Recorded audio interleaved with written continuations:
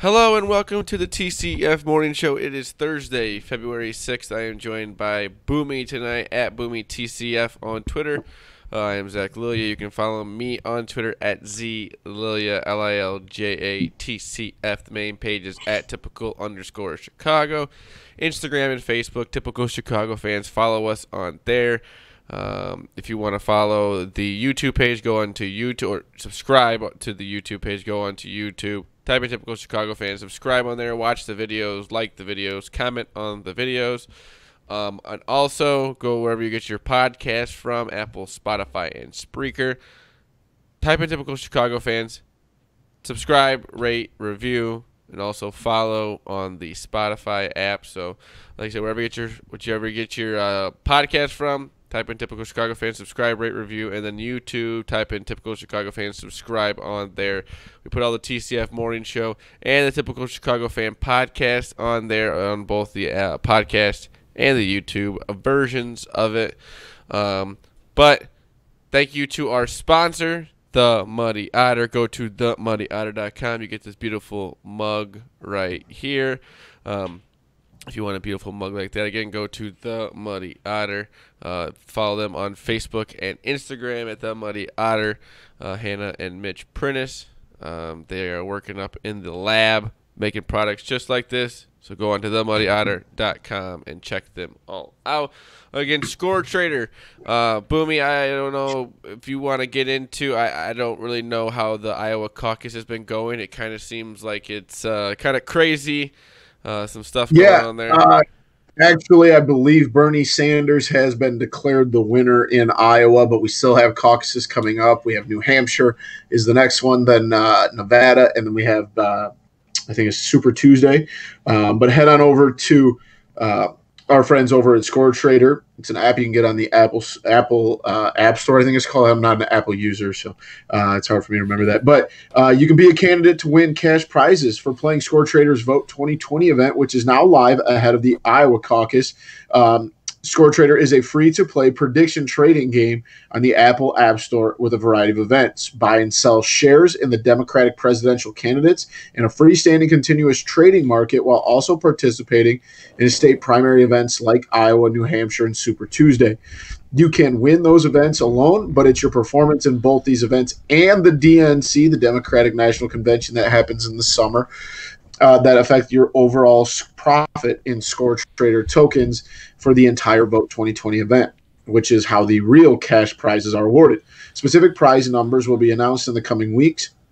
Score Trader integrates political news into the app, so it's a great way to stay tuned and engaged in the election cycle, all the while expressing your vote of confidence in who you buy for the long haul, with plenty of flexibility to change your picks throughout the election cycle. So if you like Bernie right now, say you don't like Bernie in a couple weeks, you can jump ship and trade off of that. So Score Trader is currently on the Apple App Store, so download the app, follow them on Twitter at Score Trader app, as well as on Instagram, Facebook, and YouTube for tutorials. So get in on it. Your vote matters despite what everyone tells you. You need to get out and have your voice heard, or you're not allowed to complain about politics. That's my rule. So thank you, Boomy, for that beautiful ad read right there. But if you can't tell by the sounds of me and Boomy, we're kind of playing sick here on it's our flu game. It's a Wednesday night. We do record the show the night before, to no surprise. If you knew me and Boomy, you knew we would not get up at 5 o'clock in the morning and sound this nice every day. So, or every, I guess, Monday through Monday. We should do that one time just to show everybody what it's like. That would. Oh my gosh, I would end up not doing it. I'd just text you, "Yep, not doing this." About 5 in the morning. We would plan it like 100 times, and then we would finally be like, "Yeah, we're just gonna do this tomorrow," and then it would turn into tomorrow every day. So, but we were gonna make this a kind of a quick show here. Not much going on. It's gonna be kind of like the next few weeks here. It's sports, or we got hockey, we got NBA, and that's kind of it leading into the baseball season. Not a lot going on. We got the XFL. We'll get more into next week after we watch some of the games this weekend. Maybe a little Monday show. We'll talk about all the XFL stuff from the weekend. Yes, I'm Boomy. Zach, I got to give a quick shout out. we're running the show tonight. I was a little late getting back home. I got to give a shout out to my dad. Brian Bloomhurst just coached his final home game as a high school basketball coach. Been doing it for like 33, 34 years. He actually, as the show comes out on Thursday, he will coach his final game as a head coach, no matter what. But tonight was his last home game. So shout out to him, 33 or 34 years in the business. So special shout out to my dad. Uncle Brian, I was mad I couldn't make it tonight, but I was told that I was not allowed to go because yeah, we can't have you out here spreading my diseases. nephews were there, and there's just a bunch of people. I wasn't allowed to go, which I could totally. You could have came, but you had to sit way up in the corner, way away from everybody. That should probably make it worse. Just, oh yeah, like it would. I wasn't allowed to go, but I was a little salty that I missed the picture that everyone went out. I saw that everyone in the crowd that either coached with your dad or played for your dad were out there. Take a picture, so I'm mad I missed that. But like I said, it looked like a beautiful night, a great honor for a great coach for, you say 34 years, 35? I think 33 or 34, somewhere around there. I know it was before I was born. Uncle Brian on coaching your last game. Hopefully, hey, retirement though. I think he's excited. Absolutely, he's probably got a countdown. I'm sure. He said he's only got like 4 more. He maybe after the break, but before he hadn't started to think about it yet, because he's still got some teaching to go. But exactly exciting. Let's just say whenever it's warm out, you will know that he will be at the golf course at least once a day. That's absolutely beautiful. But let's move on to our first topic. So we only got 2 topics, and then Boomy's wacky web story for you. So. The Blackhawks lose again in OT tonight after a very controversial call. It was like a tripping call on the Bruins, but the Blackhawks kept control. They were trying to say something about it, that he used his the glove hand to kind of push it up, but he also hit it with the stick, so I guess that's legal. I'm not much into the hockey rules. But then the Blackhawks kept control, had a goal, and they ended up taking it away. So that, and it ended up going to overtime where the Bruins had it's 3-on-3. It's kind of crazy out there. A goal on Robin Leonard, who had 38 saves tonight, 40 shots on goal. That's the 2-1. If you could do some good math there. But he played amazing tonight. I mean, he had some saves that really kept the Blackhawks in the game. But the refs, actually, there was a video of Jonathan Toews. And he said that the refs pretty much said, we blew that call. It was our mistake. We apologize for it. I guess that doesn't help anything. Blackhawks still get a point, but could really have used that 2 points there as they're trying to chase the last wild card spot. I think as of now, they're like 3 points now back. 2 points out. They should have been. They should be 1 out. Calgary has not played. Yeah, so that's it. Just kind of. Hey, I mean, at the end of the day, though, Zach, I mean, I'm looking at the stats here. I didn't get a chance to watch the game, but followed it. You said stop 38 shots, right? 40 shots on goal. The Blackhawks only put 22 shots on goal. They almost got doubled up by the Bruins for that. So that's so the fact they're even in the game and they're getting outshot like that it does say something to Leonard's credibility, but you got to put the puck on the net a little bit more. It's 22 ain't going to get it done, especially when you're in this race here. A little under 30 games to go, so you got to pick it up and you got to take care of these, and you're not going to score if you're not shooting. You know, it's typical old adage. And now they don't play till Sunday now, so they're going to have a little bit of time off. Yeah. Like I said, those 2 points would have been beautiful to have, because like I said, by the time they get back in on the ice on Sunday, they could be 3 or 4 games back again, because a lot of teams will be playing Calgary for the 8th seed, and they have now played the same amount of games as Calgary. Okay. So I know kind of even in that aspect. So I know they have another not this weekend, but the weekend after, they have a Saturday Sunday, so they're kind of going with breaks and then like a back-to-back game. I don't know if they're going to keep doing that, but like I said, it's at least exciting for the Blackhawks right now. We're back in the playoff hunt with a team, thank goodness. With the Bulls, well, actually they're still in a playoff hunt, the playoff hunt too. But there's no chance, like I said, that you can make the 8th, 7th, 6th seed, and it's not going to matter for the Bulls. They're not going to win an NBA championship. If you really do look at it, even if we're being crazy fans, there's a chance, even if the Blackhawks get in the last wild card spot, that they could still win an NHL championship, a Stanley Cup. And they look good out there tonight. They were, like I said, they only had 22 shots on goal, but the offense kept it flowing. The younger guys are playing well. DeBrincat had a goal tonight. Kirby Dack almost had a goal. He had a breakaway, but they ended up having a penalty on him with a nice move there. So this Blackhawks team is kind of starting to come into its own. The only thing is, again, with 40 shots on goal, that's on the defense again. And I know they're trying to pick up some defensive players here in the middle or right at. Has the trade deadline for NHL happened yet? I don't think you would know. I believe so, but I think the NHL trade is a lot different than. Okay, I did see. I think it was either today or the day before the Blackhawks picked up a defensive man. So men, defensive men. And so they're moving in the right direction. It's exciting, like I said, tonight. All day you're thinking about the Blackhawks game, getting excited for the game. On Sunday you'll get excited again for the Blackhawks game, so that's kind of nice to have something to look forward to here.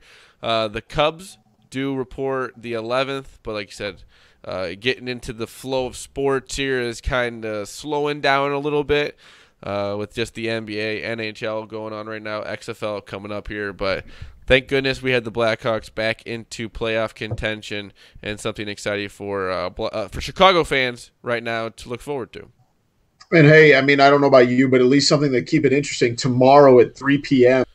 is the official trade deadline for the NBA, and we saw a couple moves get made today. Speaking of that, it's something I will bring up. NBA trade deadline, Boomy, great transition into the trade deadline.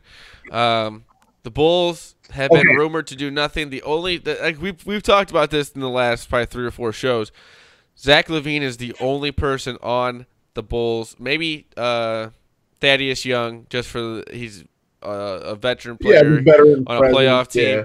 But other than that, Zach Lavine is the only player that somebody would want on their team in a playoff run right now from this Bulls team. Will a guy that the Bulls would be willing to give up? Like, they're not going to give up Kobe White. Why would anyone? Kobe White's not even in the Rising Star game. Like, what? Why would anyone? I'm not saying that he's not going to be a good player, but these guys, as of right now, no one wants them on a playoff team because they haven't proven themselves in the first half of the year. I have a little bit of a. I'll go into this after this. Andre Iguodala traded to Miami, or was he traded? Signed. So he was released by the Memphis Grizzlies. No. He was traded for Justice Winslow and then signed a 2-year, $30 million extension, which is wild. The whole situation was wild because he got traded there by the Golden State Warriors, and right. He was traded. I think so. And he pretty much said, I'm not going to play here. It was kind of an agreed upon thing that he was not going to play there. And then he kind of came out in the trade deadline and said that he wanted to be traded and that he wasn't going to play here. And then John Morant, who was it? Steph Curry posted about him coming. Somebody on the Grizzlies kind of said something about it. Is it Devin Brooks?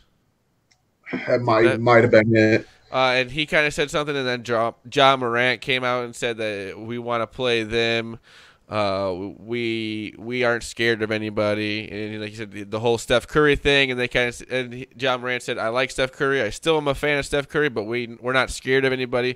Memphis Grizzlies having a good season. John Morant, Rookie of the Year in my books right now. It would have to take a lot from Zion to kind of come back from missing the first, 3 months of the season he missed? Yeah. So I think that John Morant will win the it's just kind of will win the Rookie of the Year, but it's kind of petty wars in the NBA. That's kind of how it goes with a lot of any professional sports beefs between teams. It's just all. My thing is too. I love when these guys are getting like mad at each other, and then all this stuff goes on, and then Andre Iguodala goes to Miami and signs a 2-year, $30 million deal. He's getting $15 million a year. I like Andre Iguodala, but that's a lot of money. That's crazy these NBA players are making nowadays. I'm a big Andre Iguodala fan. I was a big fan of him when he was on the Warriors too. But I'm just saying that's a lot of money. Well, shoot, I mean, he went to Springfield Landfair. He's one of the best high school basketball players in the state of Illinois history. But at the end of the day, like the dude is, 36 years old. He's got a ton of miles on those legs. Hasn't played in a year. 30 mil. That's a lot of money. But I think the Heat are third in the East. And it's a great pickup for the Heat too. That's a great addition to that team. A team that's already one of the top teams in the East. This could make them the best team in the East as of right now. The veteran play of Andre Iguodala, he's been in the playoffs many, many times. He's gone on playoff runs many, many times, so he'll be a nice addition to this team. But my little thing here before we get out of the NBA, the whole Zach Lavine thing and not being in the dunk contest just because he wasn't an all-star, but he wants to be in a three-point contest, I think I don't really get that. I don't know. I kind of guess that I get where he's coming from, that he was mad he didn't make the all-star game, so he wanted to be in the dunk contest with him being an all-star. But I still think the fans deserve to see him in Chicago in the dunk contest, and I don't think that should matter if he's an all-star or not. I mean, I'd understand if he wasn't going to do anything, if he was only going to do the dunk contest or not go. But if he's going to do the three-point contest, why not do the dunk contest? I just think that's kind of, in a way, also, it's kind of petty. It's like, oh, you didn't make me an all-star, so you don't get to see me in the dunk contest. Yeah. Well, dude, and it's like if he was going to go, go on vacation. Yeah, like something. I said, I would rather have totally understand if you're just not going to go to the All-Star game. But if you're going to be in a three-point contest and just say, I don't want to be in the dunk contest because I wasn't an All-Star, like, that makes no sense. You're in the building. Go out there, throw up a few dunks like you do in the warm-ups, and just have some fun with it. Do both. Try and do both. It's at your hometown. They'd probably go for it. I think it's just lazy. Easy they would let you do it. Like, a guy like Zach Lavine, he probably has so many dunks already ready for a competition like that. It's not like you got to get ready for it. Like, come on. I think that was a little – I wasn't a big fan of that. I think he's kind of candy-ass anyway. I'm losing – he's a good player. My likability. The problem with Zach Lavine right now is he's on a bad team, and that's just the worst thing for him right now is he's playing well on a bad team. Like it's just there's no upside to this team, and if you're him though, you're kind of hoping you would have gotten traded to a playoff team because who knows when this team will be a playoff contending team. Like they may make an 8th seed or the 7th seed, but actually to contend in the playoffs, it's going to be a while. There's still some time though, because as of right now, after this recording, there's I don't know. You haven't heard. You never heard anything like big talks between teams for Zach Lavine. They just said there was a few teams interested, and I don't know. The Bulls season it's weird right now. Like you said, they are in the playoff hunt at the moment, but they're not. Like they are, but they're not. Like it's hard to explain it, but they're just not. It's just not going to happen. It doesn't matter.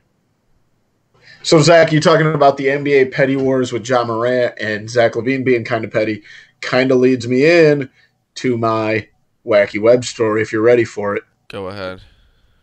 All right, buddy. We might have found an even pettier guy than Ja Morant or Steph Curry or Zach Lavine because a Canadian man is so petty. Bruce McConville, 55 of Ottawa, Canada, burned $1 million cash to keep his ex-wife from getting her hands on it.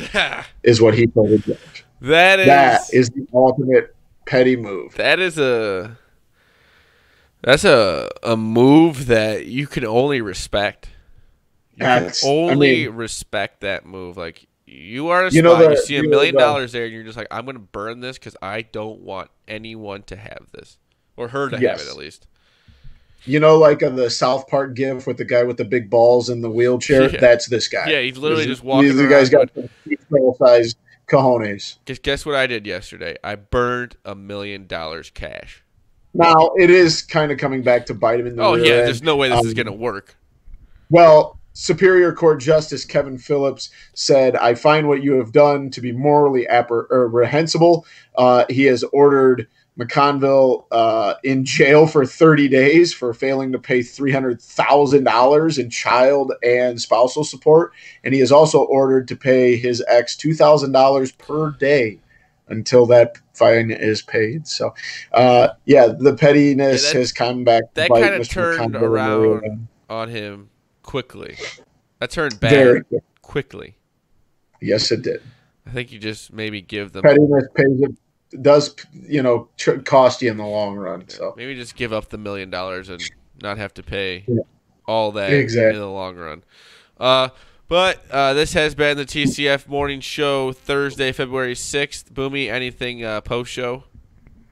Oh, we're getting some snow, buddy. I thought we were about out of the really bad. Any chance for a snow day? I doubt it. It's supposed to stop at like 4 a.m. Yeah, I don't think it's supposed to be that I'm usually not a snow day guy. I'd rather go to school in February than go to school at the end of May.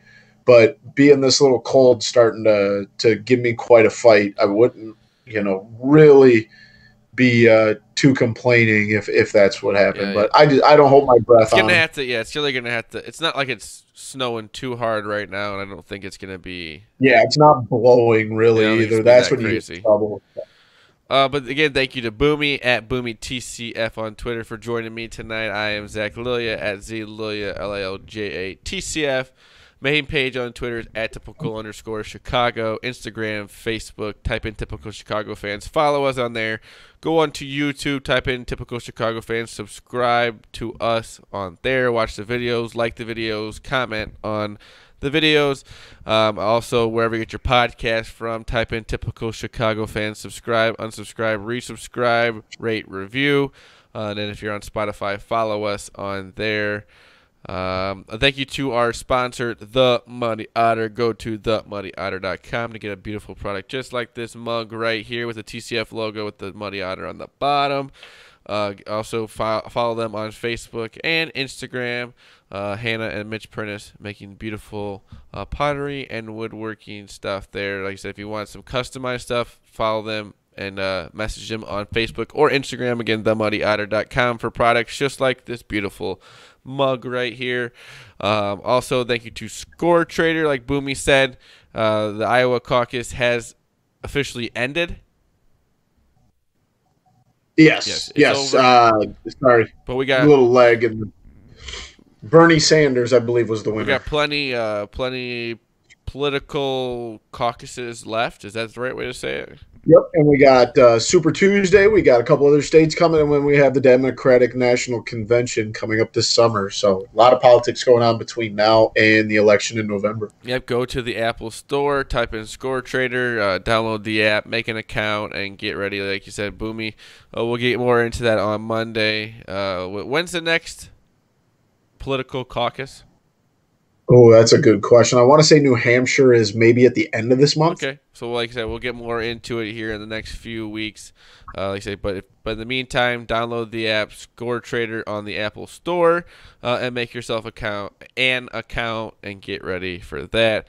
Again, thank you for listening, watching the TCF Morning Show Thursday, February 6th. We will see you all on Monday. We love you all. Peace.